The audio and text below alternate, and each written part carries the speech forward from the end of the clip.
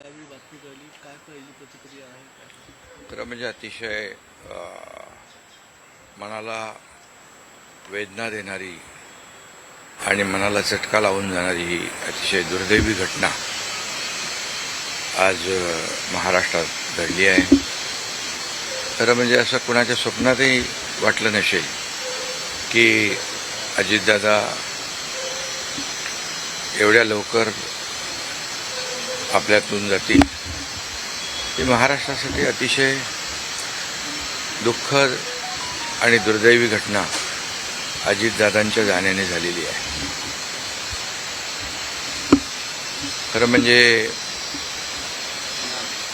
अजितदादा गेले अनेक वर्ष या महाराष्ट्राच्या राजकारणात नेतृत्व करत होते आणि अतिशय परखड स्पष्ट वक्तेपणा आणि प्रशासनावर असलेली त्यांची पकड आपण पाहिलेली आहे. प्रत्येक गोष्टीचा त्यांना बारीक अभ्यास करून बोलण्याची सवय होती आणि परखड स्पष्ट वक्तेपणा, निर्भीड, रोखठोक बोलणारे असले तरीसुद्धा त्याला चूक म्हणणारे असले तरीसुद्धा अतिशय मनाने ते निर्मळ होते. याचा अनुभव मी स्वतः घेतलेला आहे. त्यांच्यासोबत मी मंत्रिमंडळात देखील काम केलं. मी मुख्यमंत्री असताना त्यांनी उपमुख्यमंत्री म्हणून देखील काम केलं आणि जेव्हा मुख्यमंत्री मी असताना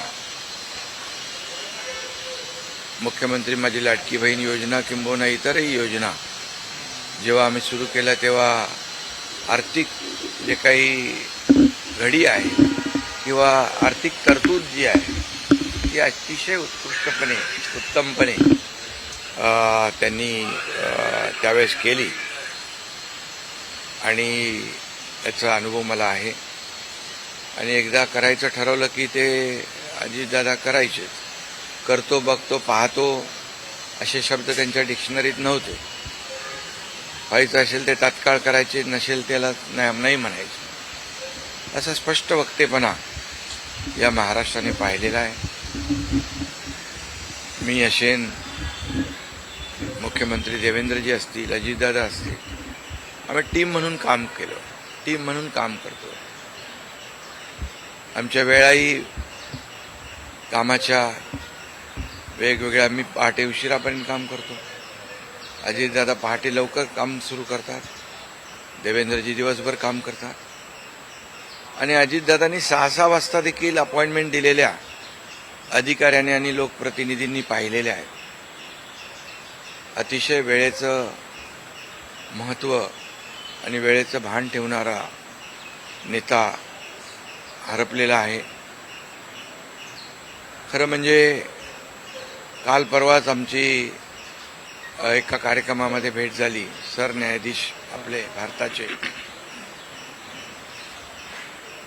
मुंबईत आले होते आणि ते येण्यापूर्वी आम्ही तिथंच एका चेंबरमध्ये बसलो होतो आणि त्यावेळेस झालेल्या चर्चा, गप्पा गोष्टी, आजही सकाळी जेव्हा मला त्यांची ही घटना कळली तेव्हा तेच समोर त्याच आठवणी काल परवाच्या येऊ लागल्या.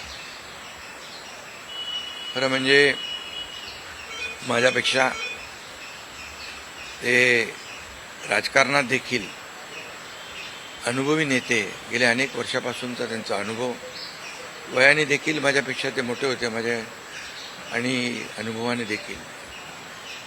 आणि म्हणून त्यांना राज्यातल्या अनेक विषयांचा गाढा अभ्यास होता. अनेक विभाग त्यांनी हाताळले होते. याचा राज्याला फायदा होत होता.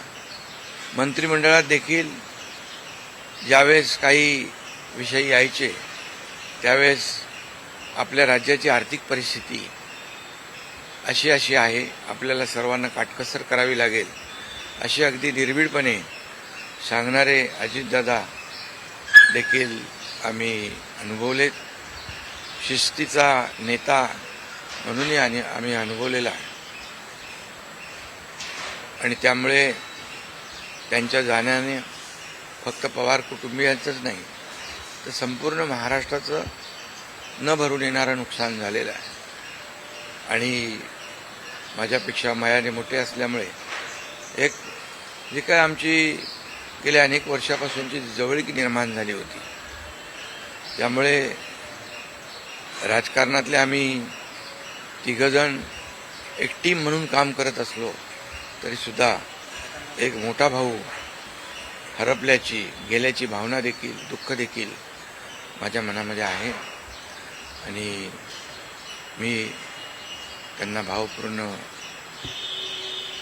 आदरांजली अर्पित करीत असतानाच मनामध्ये फार दुःखाच्या भावना आहेत. त्यांचं कुटुंब हे दुःख पचवण्याची क्षमता डोंगरा एवढं दुःख आहे. ही क्षमता ईश्वराने त्यांना प्रदान करावी. कुटुंबाचंच नाही तर संपूर्ण महाराष्ट्राचं झालेलं आहे नुकसान.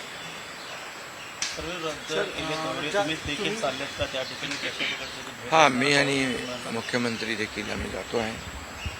आमचे सहकारी आमच्यातून गेलेत, त्याचं दुःख आहे. म्हणजे सभा होत्या त्याही आज आम्ही रद्द केलेल्या आहे. सर, एक विचार असं वाटतं की तुम्ही आता उल्लेख केला की 2 दिवसांपूर्वी त्यांच्या जवळपास 1-1.5 तास तुम्ही बसलेले होतात दोघंच, खूप गप्पा झाल्या त्या चेंबरमध्ये. असं काही एक त्यांच्या किंवा मंत्रिमंडळात देखील असताना अशी काही त्यांची इच्छा, एखादी योजना किंवा एखादं त्यांना करायचं होतं की तुमच्याशी त्यांनी शेअर केली, आपण हे करूया मिळून महाराष्ट्रासाठी, असं काही? नाही, आम्ही आतापर्यंत एकत्र जेव्हा तेही उपमुख्यमंत्री होते तेव्हा मी मंत्रिमंडळात होतो. मी मुख्यमंत्री असतानाही उपमुख्यमंत्री होते. आता देवेंद्रजी मुख्यमंत्री आहेत. आम्ही जे काही निर्णय आम्ही घ्यायचो ते निर्णय मिळूनच घ्यायचो. आणि मग एकदा एखादी सूचना आली की मग त्याला तिघांनी बळ देऊन ते पूर्ण करायचं. अजितदादा देखील एकदा कधी असंही म्हणायचे की आपली आर्थिक आपली जी काही अर्थव्यवस्था महाराष्ट्राची आहे, काही नवीन योजना केल्यामुळे आपल्याला काटकसर करावी लागेल, पण जेव्हा काही निर्णय आपल्याला घ्यावेच लागतील त्यावेळेस मात्र ते मागे हटत नव्हते. आणि याचा अनुभव देखील आम्ही घेतलेला आहे. न भरून निघणारी पोकळी सातारा असेल, पश्चिम महाराष्ट्र या ठिकाणी देखील कशा प्रकारची तुम्ही पोकळी भरून काढणार आहे? नाही, यामध्ये साताराच नाही आहे तर त्यांचं जे असलेलं जे काही अनुभव आहे हा महाराष्ट्रासाठी होता. त्यांनी प्रतिनिधित्व केल्यामुळे मला वाटतं फार मोठं नुकसान झालेलं आहे, न भरून येणार. शेवटचा प्रश्न, जे काय जसा हा जो विमान अपघात झाला ज्या प्रकारे, काय वाटतं याची चौकशी व्हायला हवी आणि येणाऱ्या काळामध्ये असे अपघात होऊ नयेत, त्यामुळे बिलकुल याची शेवटी आमच्या सहकार्याचा जीव याच्यामध्ये गेला आहे. 6 लोक मृत्युमुखी पडलेले आहेत. त्यामुळे या विमान अपघाताची चौकशी नक्कीच व्हायला पाहिजे, नक्कीच होईल. कारण यापुढे देखील अशा प्रकारचे अपघात होता कामा नये यासाठी हे गरजेचं आहे आणि त्यासाठी त्याची चौकशी देखील होईल. थोडक्यात हिंदीमध्ये